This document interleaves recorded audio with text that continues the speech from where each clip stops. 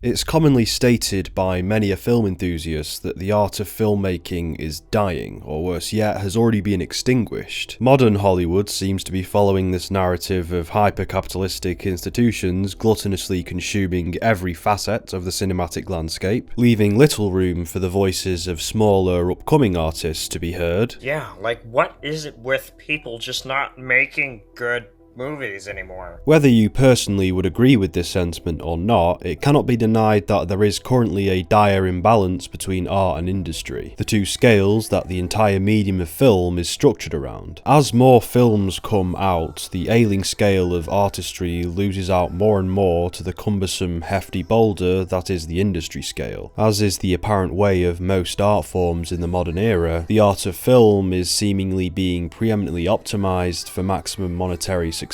We have a vast overabundance of on-brand action comedy movies that seem to be the only vein of films that are given the big spotlight. Whether it be a Marvel movie or another company's attempt to replicate the Marvel movie formula, we are being fed media that's all too similar to one another. This all results in a crucial and significant lack in variety when it comes to the movies that are made available to us at the theatre. For as hopeless as you may want to view the current state of film, the same token cannot be quite so easily applied to the world of television. TV shows are quite arguably more cinematic and immersive now than they have ever been throughout their entire lifespan. Most of the newly released shows today possess a level of high production value equal to your average theatrical release. But multi-million dollar budgets are one thing. The key commodity that the television scene has that the film scene doesn't is variety. All of the many niche categories of storytelling seem to be able to exist in harmony under the flexible medium of long-form entertainment. Unhappy with the lack of mainstream yet narratively intriguing genre movies? Watch Stranger Things, watch Squid Game, watch Midnight Mass. Not enough crime thrillers out there for you? Watch Mindhunter, watch Ozark, watch Big Little Lies. Marvel and Star Wars still have their spots, but they aren't taking away from other works to the same capacity as they were within the film landscape. Auteur cinema has more of a presence on the television scene now than it ever had in the past. In a lot of ways, we are currently living through the golden age of television. A golden age that you could very well argue was kickstarted by two particular shows that were at some point both airing during the early 2010s.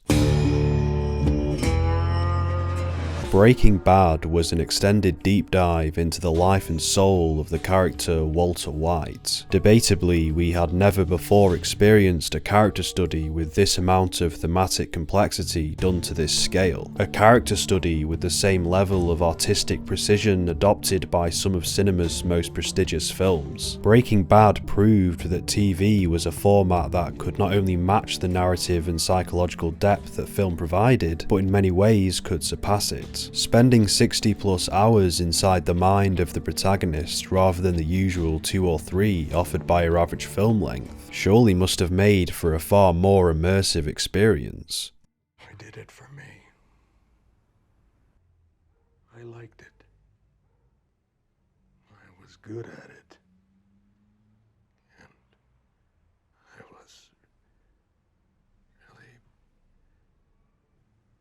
I was alive.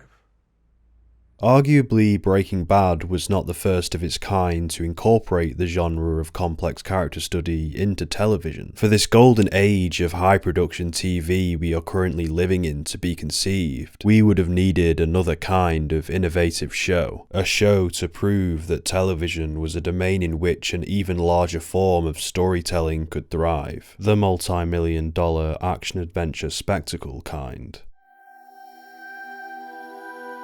Where Breaking Bad gave us the mind, Game of Thrones gave us the world, the escapism, the multi-narrative intrigue. The scope of Game of Thrones' story was monumental, not only for TV, but for film in general. An opportunity to explore a make-believe, Tolkien-esque realm through a level of intensity and depth largely unheard of in this medium of storytelling. An extended immersion into a fantasy world of which we could become profoundly intimate with due to its amazing attention to detail. A level of detail only made possible via its multi-hour format. The show offered such a thorough escapist experience that it birthed a cultural phenomenon comparable to Star Wars, The Lord of the Rings, and Harry Potter, definitively verifying the TV medium's ability to host the all-encompassing formats of blockbuster-grade entertainment. A sword needs a sheath.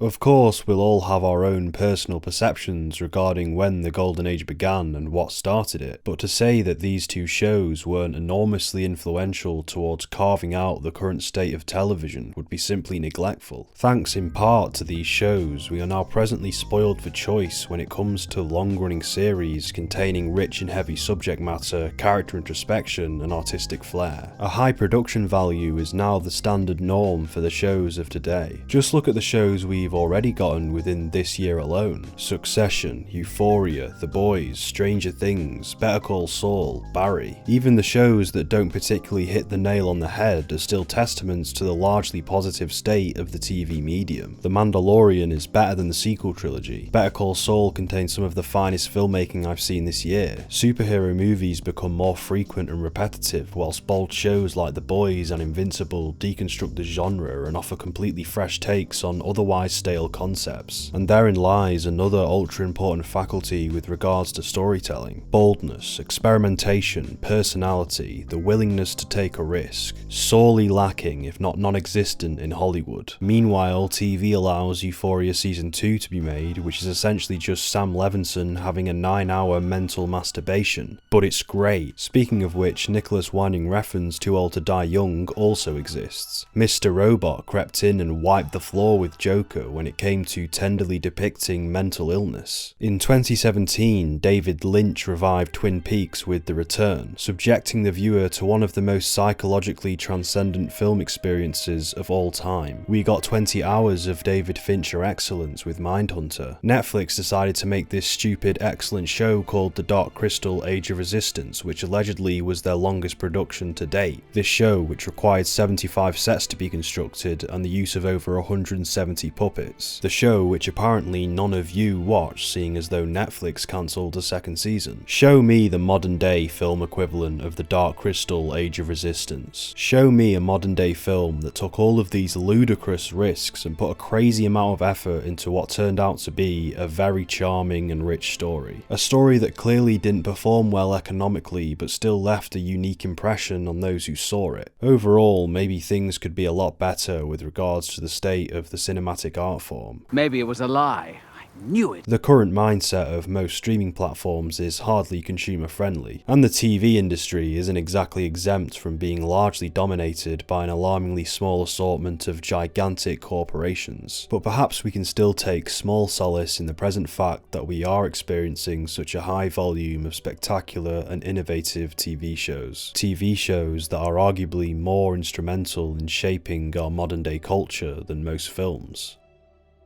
And also, please watch The Dark Crystal show if you haven't already.